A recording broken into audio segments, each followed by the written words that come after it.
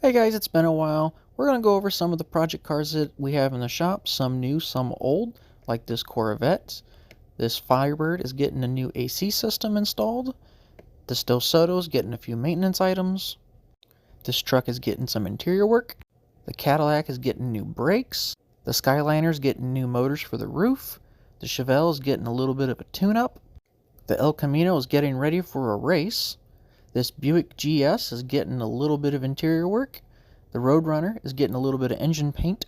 The V10 in this ramp truck is getting a new Haltech ECU. The Chevy Nova is getting inventoried before we do the repairs. The 79 Trans Am is also being inventoried. The 72 Demon got new paint. The 58 Corvette got transmission tunnel modifications. This Pontiac is getting a new convertible top. The Pontiac Firebird is back in to get upgrades from Butler Performance. This Buick is getting an LS swap.